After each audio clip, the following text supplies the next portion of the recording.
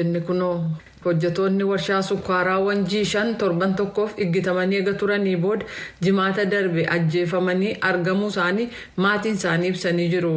Jimaata guraandhala 29 bara 2016 konkolaataa tokkoon hojii ooyiruu shonkoraatti qajeelaa ka turan keessaa 6 iggitamanii warri kaan galiin isaanii gadaanaadha jedhamee gadhiifamuu isaanii kanneen yaada isaanii kennan ibsanii jiru. Namoonni iggitaman 6 kun tokkoon isaanii qarshii 600 akka baasan eega gaafatamanii booda dudubbatamee qarshii 333 akka kennaniif irratti murtaa'e. Ta'us garuu maallaqa kana walitti sassaabuun hidhattoota iggitaniif kennuuf yeroo jedhamutti poolisiin gidduu seenee maallaqni kun akka hin kennamne gochuusaa maatiin namoota iggitamanii sagalee Ameerikaatti himanii jiru. Sababa kanaan hidhattoonni kanneen iggitanii turan 6 keessaa 5 ajjeesuu isaanii inni hafe tokkichi immoo eessa buuteensaa kan hin beekamne ta'uun ibsameera. Kanneen iggataman hundumtuu dhiirota ta'uunis beekameera. Haala kana ilaalchisee bulchiinsa godina Shawaa Bahaarraa akkasumas itti gaafatamaa dhimmootii koominikeeshinii godinichaarraa yaada argachuuf yaaliin ta'e hin milkoofne jechuudhaan Kennedy Abaate Finfinneerraa gabaasee jira. Itoophiyaa keessaa hanqinni nyaataa hamaan jiraachuusaa kan ibsa jaarmiyaan misooma sadarkaa addunyaa kan United States yookaan USAID $80 miliyoona dabalataa ramadee jira.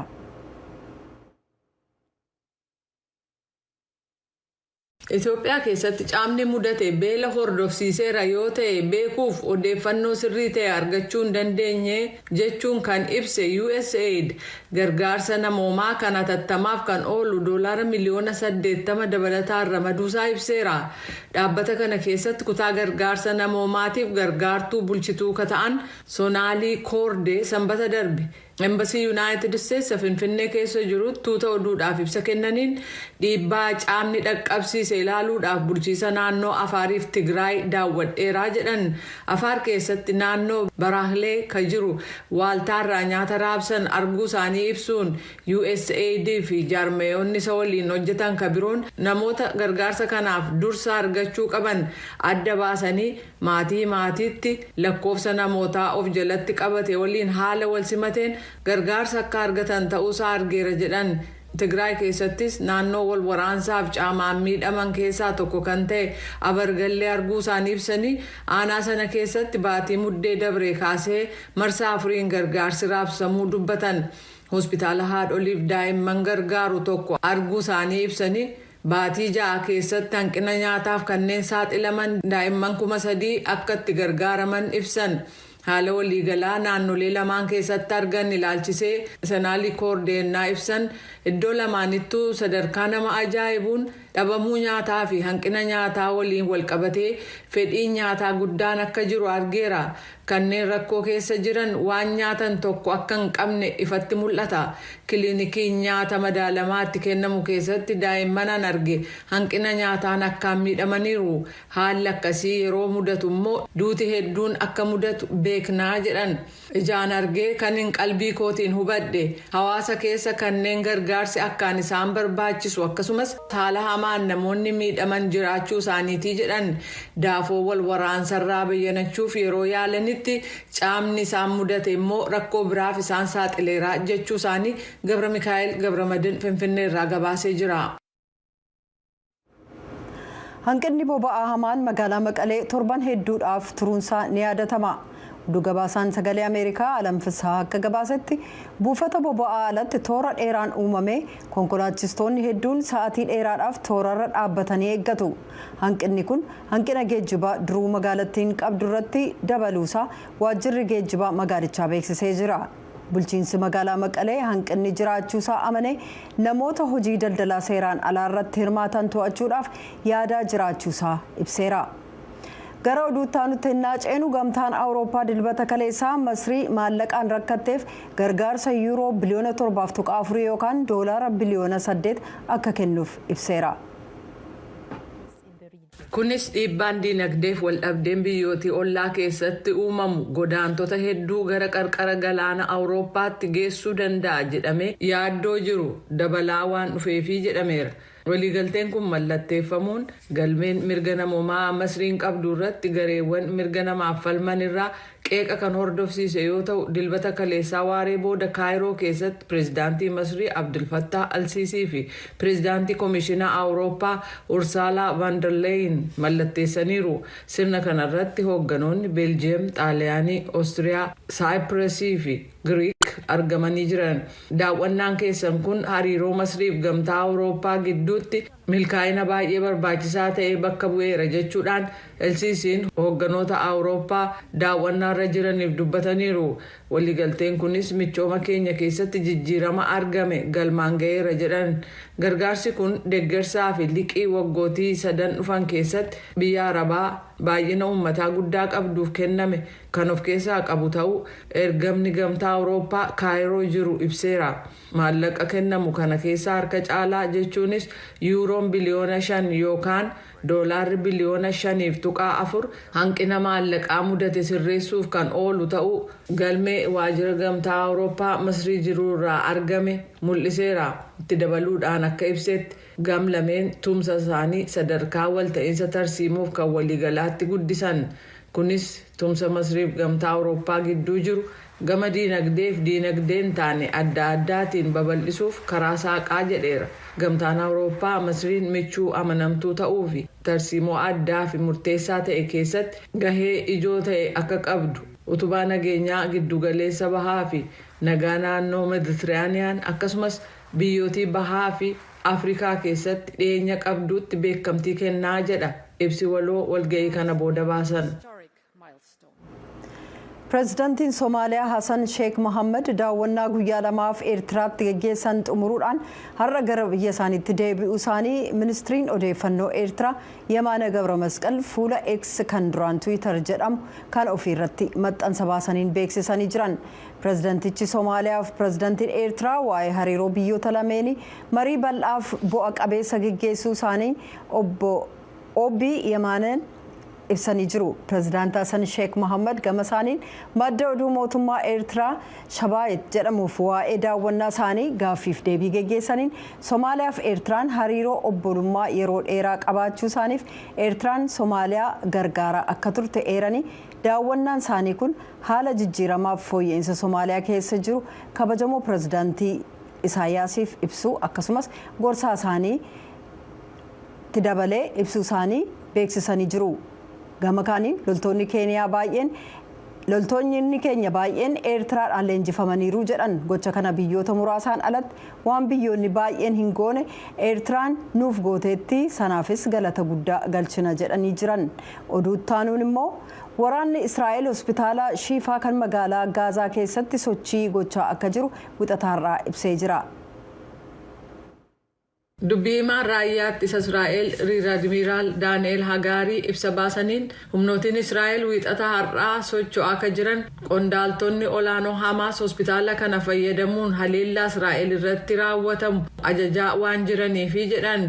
Hospitaalichi hojii barbaachisaa ta'e akka itti fufu gochuudhaan of eeggannoon hojii kana gaggeessinaa jedhaniiru Hagaariin. Namoonni ijaan argan akka jedhanitti naannoo hospitaalichaa kan Gaazaa keessatti isa guddaa ta'e kanatti haleellaan xayyaaraa raawwatamuu fi akkasumas taankileen Israa'el akka jiran gabaasan.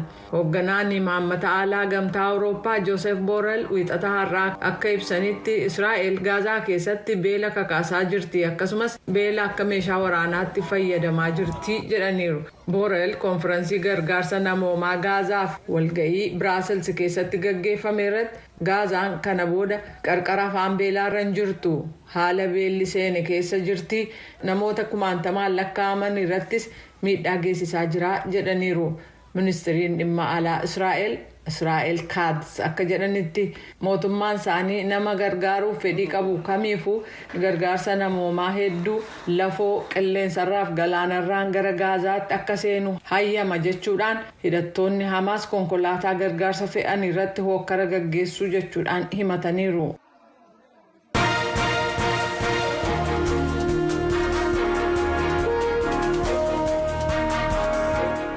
gara gabaasaatti aanutti ceenaa yemmuu filannoon pireezidaantummaa Raashaa guyyaa sadaffaaf geggeessamaa jirutti biyyoottan addunyaa garaagaraa keessatti mormii bal'aan mootummaa Puutiin irratti taasifamee jira. Deeggartoonni hoogganaa garee mormitootaa dhiyeenya kana mana hidhaa keessatti du'e kan Aleksii Navalnii sadarkaa addunyaatti akka mormii mootummaa Vilaadimir Puutiin irratti taasifamu waamicha taasisaniiru. Pireezidaantiin Raashaa Vilaadimir Puutiin filannoo booddee guyyaa har'aa ibsa oduu gabaastotaaf kennaniin waraanni biyyoottan lixaa Yuukireen keessatti argamuusaa waraanni addunyaa marsaa sadaffaa akka dhiyaatu taasisa jedhaniiru. Qophiin keenya gabaasaalee dhimma filannoo Raashaatiin wal qabatan irratti fuulleeffate kunoo. Haati warraa hoogganaa mormitoota mootummaa Raashaa duraanii Aleksii Naavaaliyaa isa dhiyeenya kana mana hidhaa keessatti du'ee argame Yooliyaa Naavaaliyaanaa dilbata kaleessaa daandii magaalaa biyya Jarmanii Berliin irratti lammiiwwan biyya ishee warreen pirezidaantii biyya isaanii Vilaadimir Puutiniin mormuudhaaf bahan keessatti argamtee jirti. Lammiilee biyya ishee warreen filannoodhaaf sagalee kennuudhaaf fuula embaasii Raashaa isa magaalaa Berliin keessatti argamu duratti hiriira galanii jiran keessattis argamtee jirti. Deeggartoonni Naavaalnii Raashaa keessa jiran guyyaa sadaffaa filannoo pirezidaantii Raashaa irratti akka lammiileen biyyattii mormiidhaaf waltajjii irratti bahan waamicha dhiyeessanii jiru. Daangaa Raashaatiin gamattis lammiileen Raashaa biyya alaa jiran kan akka magaalaa Teel Aviv Israa'elii fi magaalaa Istaanbul Tarkii keessatti tarree galanii yemmuu sagalee kennan mul'achaa turan. Masaraan mootummaa Raashaa Kremliin yemmuu pirezidaantiin Raashaa Vilaadimir Puutiin sagalee kennuudhaaf dhaabbatanii jiranus agarsiisee ture. Filannoo pirezidaantummaa Raashaa isa bara 2024 taasifame kanarratti jiraattonni kutaa Kiriimiyaa warreen humnaan Yuukireen irraa fudhataman kan sagalee kennaa jiran yeroo lammaffaadhaaf. Hanga'oonni Yuukireen dhimmichi akka saalfachiisaa ta'etti kan ibsaa turan. Sargii Kilistiyaa dhaabbata mootummoota gamtoomaniitti ambaasaadara mootummaa Yuukireen filannicha ilaalchisuudhaan akka jedhanitti daangaa biyya miseensa dhaabbata mootummoota gamtoomanii taate keessatti eeyyama biyya sanaa malee filannoo gaggeessuun seera bu'uuraa walabummaa fi tokkummaa biyya tokkoo dagachuudha. Filannoowwan akkanaa seera addunyaa jalatti waan fudhatama qabu miti. Dhimma filannoo kanaatiin wal qabatee lammiilee Raashaa biyya alaatii fi biyya keessa jiran gidduutti yaada adda addaatu jira. Gareen tokko hooggansa biyya isaanii keessatti fuula addaa arguu akka barbaadan dubbatu. Gareen biraa immoo Vilaadimir Puutiin akka aangoorra turanuu barbaachuu isaanii ibsa. Gabaasni Araash Arabasaadii VOA'dhaaf qopheesse. Haaluma wal qabateen pirezidaantiin Raashaa Vilaadimir Puutiin erga filannoo moo'anii booda wixata har'aa bitootessa 18 bara 2024 ibsa oduu gabaastotaaf kennaniin waraanni biyyoottan lixaa Yuukireen keessatti argamuun isaa waraana addunyaa isa marsaa sadaffaadhaaf kan dhiibu akka ta'edha kan dubbatan.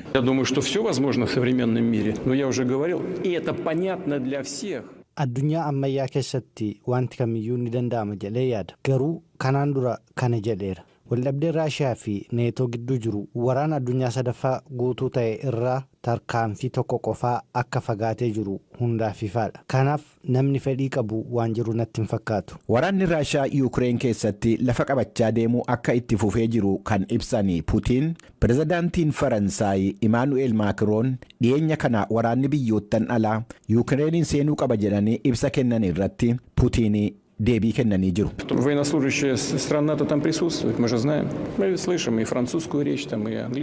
Waraanni Neetoo Yuukireen keessatti argama. Kana ni beekna. Dubbii yookaan haasaa Faransaay isa Ingiliffaan taasifame dhageenya. Kana keessaa wanti gaariin hin jiru. Tokkoffaa waan baay'inaan ajjeefamaniif. Garuu filannoo keenya dhumaa miti. Namni tokko rakkoo keessoo biyyoota isaa dubbii alaa aggaamamuun uwwisuu yoo barbaade tole kun mala yookaan abshaalummaa beekamaa fi bal'inaan itti fayyadamanidha. Pirezidaantiin Faransaay Imaanu'eel Maakiroon dorgommii Olompikii baranaa biyyi isaanii keessummeessitu ilaalchisuudhaan akka dhukaasni dhaabbatu waamicha taasisanii jiru. Dubbii himtuu ministeera dhimma alaa Raashaa Maariyaa Zaakaaroovaa gama isaaniitiin pirezidaantiin Faransaay Yuukireenii fi akka meeshaa waraanaa kennuu dhaabuu qabanu hubachiisuu isaanii dhaabbanni madda oduu Raashaa taas gabaasee jira. Aan Bafqaaduu Morodaati. seeratumtoonni yuunaayitid isteetsi dubbii falmisiisaa walduraa duubaan kaadhimamaa pirezidaantii riippaabilikaan kata'an doonaald tiraamp sanbataniif deebii kennaniiru. akkasumas pirezidaantii joo baayiden dhuma torban darbee duula filannoo irratti osoo hin argamne irra deebiin filatamuuf dorgomuun isaanii mata duree oduu ta'ee jira jedha gabaasii veroonikaa baaldiraas kunoo.